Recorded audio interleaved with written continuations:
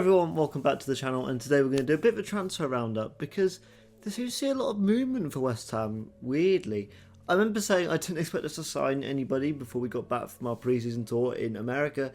I have now changed my tune. I do reckon we'll at least get a goalkeeper in, maybe before the end of the weekend. I'm very confident at least we'll be close, and we'll have some idea as to who our goalkeeper will be around tomorrow time, because right now it obviously is between two, that being Zion Suzuki and Mads Hermansen. Something's happened over the past 12 hours or so where it has become clear that Zion Suzuki is the main target for West Ham, and Mads Hermansen is a bit of a backup. The club openly admitting that he's not the number one target, I'm sure doesn't really fill me with confidence, but also I can imagine if I'm Mads Hermansen, I would be confused too. I'd be like, what? I don't mind you looking at other players, but openly saying that I'm second choice. Don't know if that's the wisest move. Out of these two, obviously I've said I would prefer Hermansen just because I know Hermansen. I don't know anything about it. I'm not even going to pretend to say that I've watched Zion Suzuki. Again, I would rather the club get the preferred targets. If it is Suzuki, sure. I do think we need another goalkeeper. We all saw the Wes Fotheringham performance. That's nothing against Wes Fotheringham, by the way. He wasn't brought in to be a backup. He was brought in to be a training goalkeeper.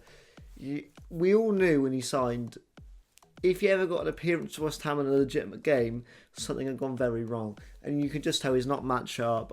He just wasn't ready. If he's letting goals like that in pre-season, I struggle to think he'll be making many saves in the Premier League. I do think Areola needs some competition. I do think he works better when he's got a target on his back a little bit. I don't want him to get too comfy. Throughout his time at West Ham, he's always had competition. I don't think that should stop now. So let's get somebody in, hopefully to take that number one role from Areola. Areola has been our number one goalkeeper for at least 2 seasons. The three if you count the Europa Conference League season, but they kind of shared it between each other. But he's been the main goalkeeper for at least 2 seasons. He's done a decent job. However, he does now need some competition for that main spot, because obviously Fabianski's been there for the last couple of years and has had moments and has had patches, but realistically it's been Areola's spot to lose. But without much force from Fabianski. Now let's get a goalkeeper in that can do that. What I will say though is I do believe that both Hermansen and Suzuki are upgrades on Alphonse Areola. I do think they are better. Obviously they're younger as well, so we got a good few years with them. And even if they stay for 3 or 4 years, we can still make good profit on them. The goalkeeping position doesn't matter anywhere near as much when it comes to age. Goalkeepers tend to go on a lot further than other players. I mean, Fabianski, for example, was one of the oldest players in the Premier League last season, if not the oldest, and he was still decent. I think Fabianski had a really decent season, to the point where I think some fans wouldn't have been too upset with West Ham if we did re-sign him on another 1-year deal, but I think it made sense not to. So yeah, Zion Suzuki, Mads Hermansen, I do think that will get wrapped up in either the weekend or the early days of next week. So West Ham have bid for Botafogo goalkeeper John Victor, €8 million being reported by Fabrizio Romano. I first saw this on Twitter. I have to say this is a bit of a strange one as I go to talk about our other goalkeeping targets, so I think could be number one. This isn't one of them for me. Not because I've actively seen him play, just based on stats and that sort of thing. It doesn't really seem like somebody who I would perceived to be able to come into West Ham and usurp Areola. I do think though, even though we set a bid for this player, is that just a way of us rushing the other targets? Who knows? I'll keep you guys updated. But for the other transfer targets, I have a bit more meat to the bone. This has come out of nowhere. I saw it on West Ham News and Views Twitter, but it was reported by Fabrizio Romano. So yeah, at least we're in the market. We're officially bidding for somebody. However, has this leaked at the right time to kind of push on our other goalkeeping targets? I'm not too sure. Let me know in the comments down below if you know anything else about John Victor, because it's a very strange signing to me. But those are always fun, aren't they? They raise an eyebrow and they make you think, what are West Ham up to here? I'm sure we'll find out in the coming days of whether this is a phantom bid or whether it's an actual move for John Victor. But we'll see very soon. Make sure to subscribe to the channel so whenever that does happen, I can keep updated. Thank you guys so much for the support as well. Subscribing and liking the videos. You guys have been fantastic, and it really does help with the almighty YouTube algorithm. I'm not even going to pretend to really know how it works, but I'm very thankful for the support. So yeah, if you guys could like and subscribe, that would mean the world. And get in the comments down below. I love having a conversation with you guys. But that's it for the goalkeepers, really. Again, not much to say more on the stories. I think the stance has changed a bit from Suzuki's side. I think there was a report saying that it was more about he wanted guaranteed playing time. I think West Ham might be the only team outside of the ones that got promoted that could say to a goalkeeper right now, we can guarantee you a start in the Premier League. I think, as I said, if that is only the stumbling block, let's go get Suzuki. That's not even me saying it based on playing time, because again, I've not seen him play. The midfield targets I'm about to talk about are a lot easier to have a conversation about because I've seen them play. I've seen Hermansen play, but I did a video on him. I don't want to waste your guys' time talking about Hermansen anymore. I'm really up for the move. Again, I think it'd be decent. I think he had basically a trial run, didn't he, last season in the Premier League with Leicester? That was probably about as tough as it's going to get for a goalkeeper. I think he did as well as he could have done, so to me that is a major green flag. I will not be disappointed if we have to go for the second choice, which is Mads Hermansen, is what I'm saying. I think the club have identified two really good targets here.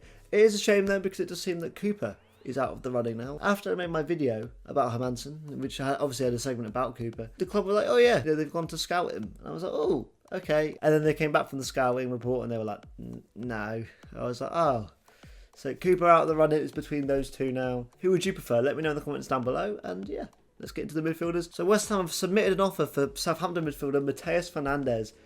This is a guy that I think every West Ham fan would go, yes, absolutely, let's do it. This would be great.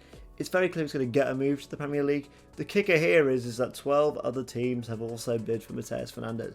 I don't know who they are. You know, you could probably, by process of elimination, get a few of them, I think, naturally. Yeah, it's going to be a tough one. I don't know what Graham Potter and what the people at West Ham can do to make West Ham the only option. I think that's the worry for me, is how can the board make West Ham appealing compared to the other Premier League clubs? It's not been confirmed that they're all Premier League clubs, but I can imagine there's a good few in there, just because A, he was very good in the Premier League.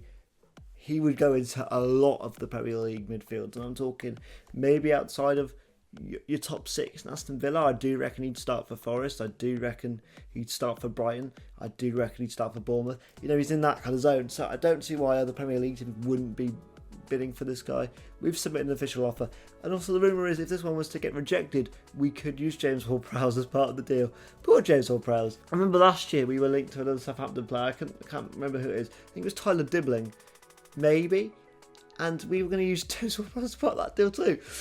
Like it's like, oh, if you want to bid with Southampton, we've got a little prize for you that you can have. You just give us one of your players in return. Look, I like James Ward-Prowse, so I do think we need to get a midfielder off the books, and if we could get Matheus Fernandes for James Ward-Prowse, obviously we'd have to put a bit of cash in there as well. But overall, I don't think that would be a terrible deal. The money they get for Fernandes, surely they would just want a purely financial package rather than a player. But who knows, Ward-Prowse back at Southampton, he would do very well in the Championship. I do still think he's a Premier League midfielder. I don't know if that's controversial now. I still really rate James Ward-Prowse. I think he's fantastic. I do think he's underrated by our fan base a little bit, to be honest with you. Look, if we've got to get rid of midfielders, James Ward-Prowse could be out the door as part of a deal for Matheus Fernandes. And if you did offer me James Ward-Prowse goes, but we get Matheus Fernandes, of course I'd bite your hand off it. But don't expect the deal to be a straight swap, because no, we would have to put probably 15, if not more, million on top of that. So it's going to be an interesting deal. I don't know how much James Ward-Prowse's market value is, but if there's a team where it's slightly higher, it would be Southampton. Next up is Jacob Ramsey, who has now emerged as our top midfield target. And Aston Villa want to sell him. It's come out in the last day that Aston Villa are looking to sell, and West Ham are the most interested in the midfielder. So now we've got to do a bit of convincing. Now, there was a bit of trying to lower the mood on this transfer when it came out. Apparently he wasn't interested in the deal. But apparently, this is very strange wording, but from what I've read, he wasn't keen on the move, but that was before we had contacted. So he must have just heard it through the wind or something and then gone, no, I don't want to move to West Ham. So actually we hadn't made any approach to him or his agent or anything like that. It was just on paper he would not want the move, which to be fair isn't that surprising. Why would you want to move to West Ham when you have European football without any proposal, without talking to the manager? I grow more confident about this deal every day. Genuinely, I think we might get Jacob Ramsey, which does hurt a little bit because I did want Harvey Elliott, but it's fine. I can take it, and I think Ramsey would be a great option as well. I got some stick from Villa fans on the short form version of that video for saying, you're not going to get him for 25 million. I don't think we would either. That was not what I said. That was the quoted value that West Ham believed. But I do think we closer to 30 to 35 million as an overall package. I don't think we would pay that straight away. I do think maybe the initial fee would be a 20 to 25 million, and then in add-ons we would pay the rest. Something like that. Which I hope that's what West Ham's mindset is, because if you think we're going to get him for 20 million, I think we need to look at our values again and, have a look at the book, have a look at the computer, and make sure you get your values spot on. I think, yeah, 20 million overall as a first fee, I think could be possible, but I think that deal would cost more in the 30 to 35 million range, if I'm honest. Next up, Douglas Luiz. Seems like Nottingham Forest and Everton are also interested in Douglas Luiz as well on a loan from Juventus. Again, my stance on this hasn't changed. If we can get him on a loan with performance-based clauses, that means it would be permanent. I'm absolutely fine with it, but not any real movement on this. I just thought I'd update you that the fact that now it is from Fabrizio Romano that Nottingham Forest and Everton are also in the race to get his signature this summer. Next up, the Club Brugge pairing of Onyedika and Jashiri. Supposedly, we're back in for Onyedika. It continues. I don't know anything about the player, but he's one of the first targets. I think that does mean we are keen. So, for sure, let's try and get him in, would be my stance. Same to Suzuki, right? I don't know anything about Suzuki. I didn't know anything about Malik Diouf either. I just want Potter and Macaulay to get all their targets if they can. No real movement, apparently, according to some outlets. We are back in the race for Onyedika. A small update on Deshiri. He still wants to move to AC Milan, even though Milan appear to be slowly pulling out the race. But he is still trying to push for that move to Milan, if at all possible, which I'm not surprised about. There's no real update when it comes to the West Ham side of this. We just know that Club Brugge are talking to Premier League clubs to try and get Deshiri to move to the Premier League so they can get a team to pay what they value him at. Lyon are interested in one of our targets, that being Tyler Morton. Again, no real movement on this either yet, but just I want to keep in the mix that Tyler Morton could potentially be going to the Ligue 1 side. So yeah, I'll keep you guys updated with that if anything does change. But right now, no real movement, just Lyon are interested. Harvey Elliott deal, some movement on this, so a lot of teams are interested. And he would prefer a team in Europe, which doesn't surprise me. But the deal's not entirely off. It's not been entirely, the kibosh has not been put on it yet. So there's still hope for me. I don't think it will happen. The opposite to the Jacob Ramsey deal, the more days go on when we hear nothing, the more I worry that it's just not going to be a thing. I do think it'd be the perfect fit for West Ham. I still think that my stance on that hasn't changed. We might never know, which is sad. But I do think he'll be leaving Anfield this summer. That is nailed on. And Grealish looks to be set to go into Everton. He wants to stay up north, apparently. And David Moyes is leading the charge for him. That'd be a great... I tell you what, he would do very well. I think Grealish to Everton would be a signing that would get those fans really excited, especially with that new stadium as well. Then get Grealish and a real flair player, to play with Ndoye and some other quality players they do have there. Because Everton do have some quality in and around. They've got a weird team. Obviously, we did play them in the summer series and they did look a little bit off it, but they also have a small squad. It's clear they do need some backing. And David Moyes does need some backing, and hopefully he does get that. Because you give Moyes some backing, he can do some good stuff. I'm still a big David Moyes fan. I'm still a big David Moyes supporter. So we're not out the race for Grealish, but it does look unlikely he'd want to come to West Ham, given the fact that he wants to stay further up north, which is fair enough. So that might take us out the race, but it's not entirely done yet. And finally, a little bit about Callum Wilson. Basically, he's there if we need him. If come the end of the window, we don't get a new striker in, we'll probably get Callum Wilson. But we can kind of take a sigh of relief for now. He's not going to be an imminent signing, and I don't think we'll be seeing him until the last couple of days of the window, until it's absolutely, there's no way of getting anybody in, we're not close to anybody, it's not happening. Then we get Callum Wilson. Apart from that, I think we just hope to move on and keep going, and there's a lot of positivity. We're putting bids in, we're trying stuff, so fingers crossed some things work out and we don't have to go with Callum Wilson. Now, in terms of players leaving, there's only really one bid been put in. Andy Irving had a £2 million bid put in for him by an undisclosed club, and we rejected it.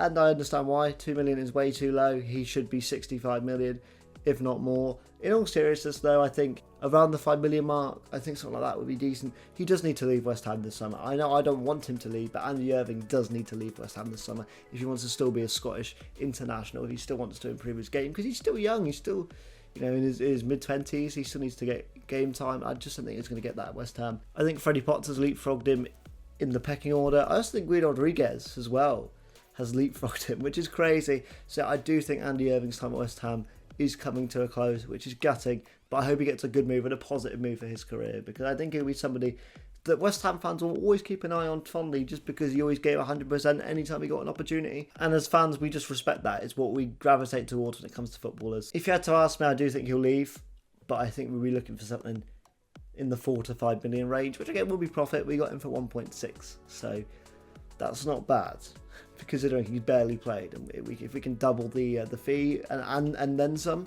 it's not bad, is it? It's really not that bad when you think about it in that way. The last thing I have for you is that apparently we've had some bids in for players, but again, it's all undisclosed, so we don't know who it is. The rumours it could be Emerson. He flew out to Italy for something, but that is entirely just speculation. Again, Maxwell Cornet, we know Genoa are still interested in him, but it's always a loan, not anything to do with buying him. It's a tough one, isn't it? We don't really know what's going on. Hopefully we get some players at the door, though. I think Emerson will leave as well in the not too distant future. So hopefully next week I can bring you some news of some concrete signings and things happening, because right now we're sort of in the middle stages. Yes, there are some exciting things with the goalkeeping situation and potentially Jacob Ramsey, but apart from that, we're still on the back burner. We're still not quite there yet. That's all I've got for you today, guys. If you could please like, comment and subscribe, that'd be great. Let me know in the comments down below as well who would be your preferred goalkeeper signing, and maybe just another one in the midfield. Let me know anything you want about West Ham transfers. Who would you like to see at West Ham? And until next time, guys, I'll see you later. Bye bye.